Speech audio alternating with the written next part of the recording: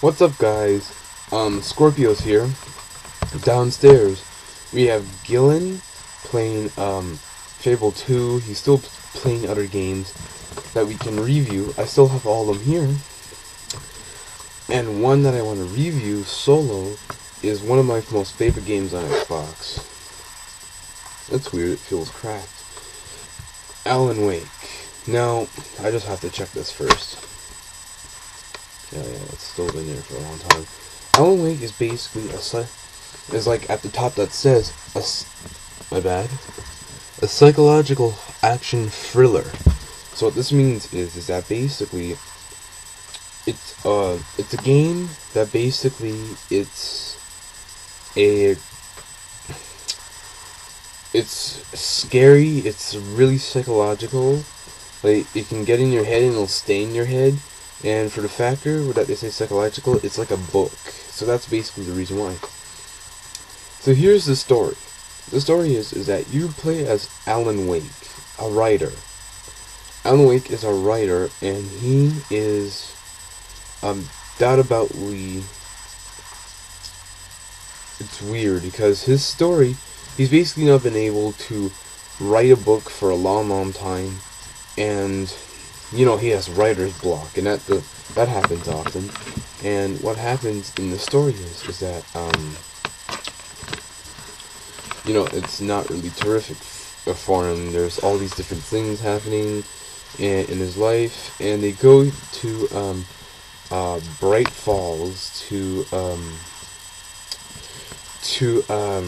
have a vacation and get away from this writing in New York and that. And what he finds out is that Alice, his wife, gives him a typewriter to write another story and start again in a peaceful environment. But he gets mad, storms out of the house. She's fell into the ocean, and now you end up waking up in a car accident, wondering what happened, what's going on. And from that part of the game, that's really what makes you start at the beginning of the game, because you remember jumping into the water, but for some reason, you're not, you know, like, you jump into the water, but for some reason you're in a car accident and you don't know how you got there whatsoever. So this game is a mystery right from the get-go. You're trying to figure out, you know, who, what is gonna help you. You know, it's really cool, and it was a really cool story. The biggest part about games for me is a story, because stories is what keeps games together and what makes people want more. Even if it doesn't have co-op or multiplayer, a single-player game like this, if it has a good story, then you know what? This is a great game. But let's move on to gameplay. Now, gameplay, the gameplay was pretty cool because there's like stuff like flare guns that can shoot, and in the background, they explode in the back, and they burn, and that. It's like an RPG, and you have a flashlight. So basically what you're doing is that the enemies all have this thing on them called the darkness, and in order to get rid of their shielding, you have to point a flashlight at them, and then once it's gone, you can shoot them. But here's the same thing. But here's the problem. Excuse me. The gameplay is exactly the same. Cause you're pointing a flashlight, you shoot. You point a flashlight, you shoot.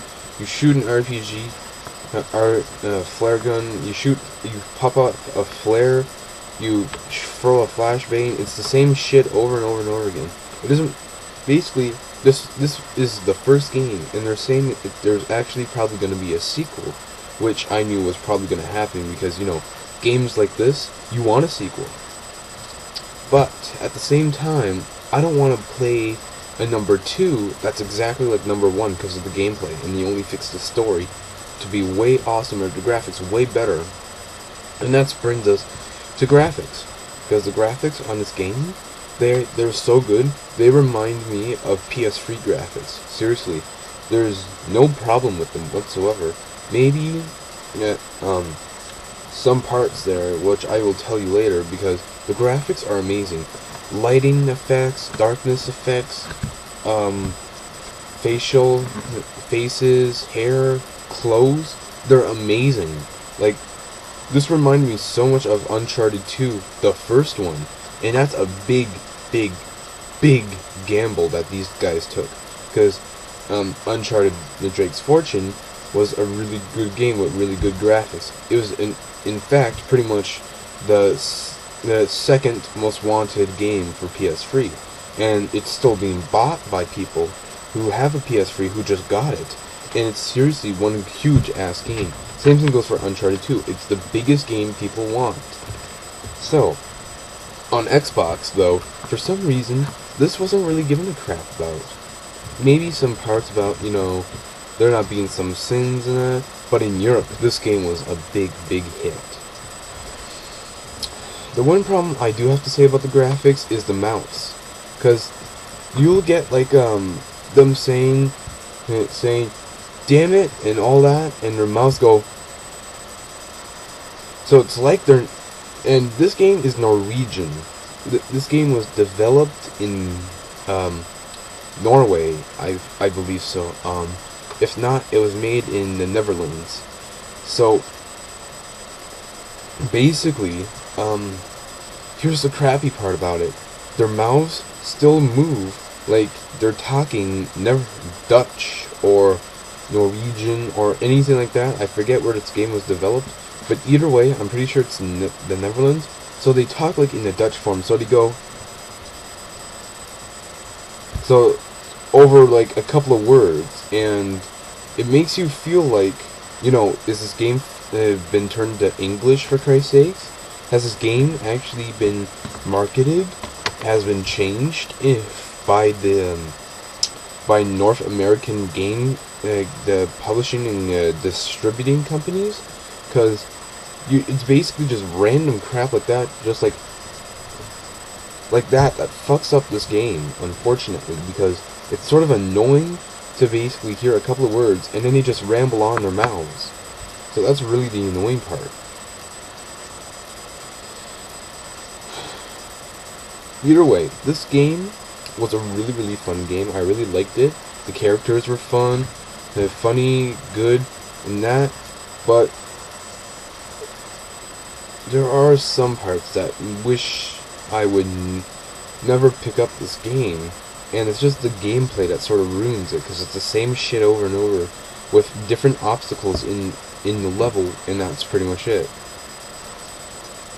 Alan Wake is a terrific game, though, as a matter of fact, but I have no idea how they're going to make a sequel out of this. There's no co-op, no multiplayer, so if you wanted to play co-op with this, it's actually impossible. I thought it would have been cool if, you know, Alan Wake had a sidekick, and you could play co-op the entire freaking time, like I thought of Uncharted 2, but Uncharted 3 now. Why not? In number 2, you have, beside Alan, Barry, and you can, when you're playing co-op, one person can play as Alan, and the other person can play as Barry. Because, you know, that's a cool thing that they should have made, which they didn't. So, Alan Wake, a score out of 10 for this game, I'd give it an 8. Because it's not really a terrific game, because of stupid graphics crap at the mouth, and some parts about story, because the game ends with no explanation whatsoever.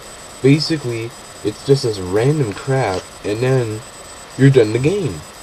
So that's why DLC was created, 2 DLC, and the next one is coming out very soon. So that's what this one was all about, and unfortunately, that's what was just the thing. Scorpio is signing out.